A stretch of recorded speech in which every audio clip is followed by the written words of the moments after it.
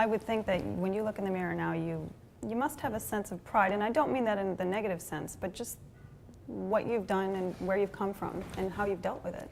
In the, you know, yes, Pamela, back when I was there, if you lived in the projects, oh man, you were, that was like 3 strikes right there. You know, you were frowned upon. If you left that otherworldly place, you know, people look at you and they knew you were from the projects because of how, you know, you carried yourself perhaps, or how you dressed or whatever.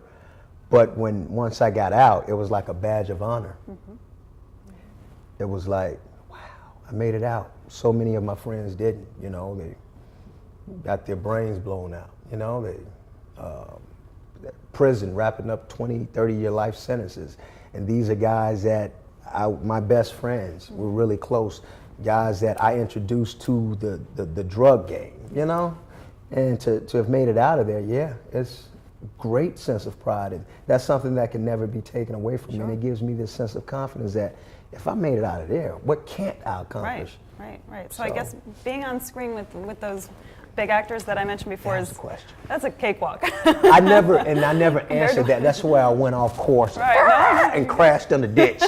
But that's why it did not bother me. It didn't affect me. And they were like, you know, were you nervous? I was like, no, it's game time. Yeah. Game time. The same mindset I had when I played football my whole life. You know, football was major. Mm-hmm. Get on that field, game time, baby, no matter what. And then I didn't care if I lived or died. So every play was like a car, it was like a wreck. Mm-hmm. And I was like, I don't care if I break my neck or anything. Mm-hmm. This is gonna get me out of the project. Yeah. So I use that same approach when I get in front of the camera. Game time, baby. Mm-hmm. What's up? Great. Let's do it, baby. Let's do it. So on that note, last question. What advice do you have for Atlanta actors so that we can raise our game here and be more competitive with LA and New York City?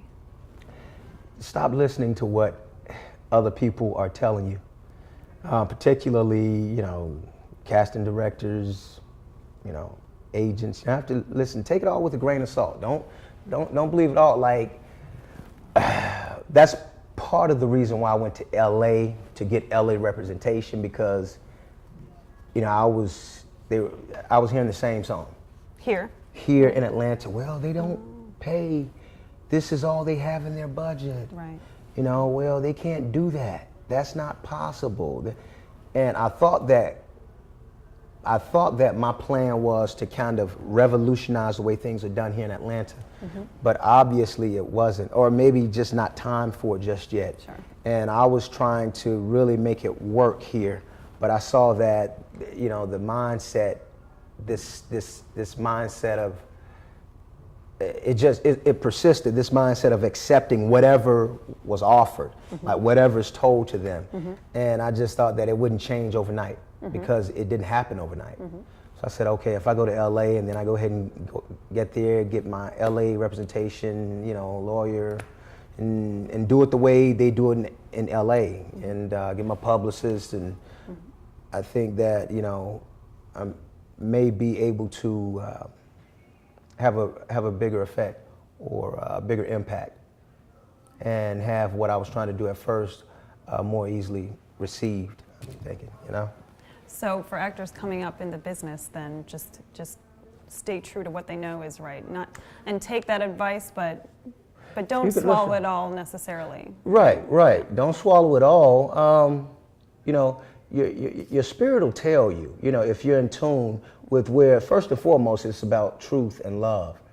And if you're living a life of truth, then you're going to instantly, automatically get closer to your maker, to that source, that all-powerful, positive, you know, ubiquitous source. It's all around us. And the more you do that, then the more that source speaks to you. And when it speaks to you, you listen to it. Now, you can take in the other stuff around you. Say, okay, I got you, but what do you say, God? God will let you know, well, you can take that in, but throw that out. Right. And you take what works for you. Right, yeah. What works for you. You know, you become more confident with that, and you just go with that. Yeah. So where can we see you now? You're on The Walking Dead. The Walking Dead. Man, y'all, you have to watch this show. Season 3, episode 1 is incredible. I thought that, and I think I spoke too soon when I said that, season 2's episode, the last episode, was the best one. But this one right here, this is amazing. I was blown away at the end of the premiere. My mouth was wide open. Oh, nice. Yeah. If that is not a testimonial, I don't know what it is. Yeah, it is fantastic.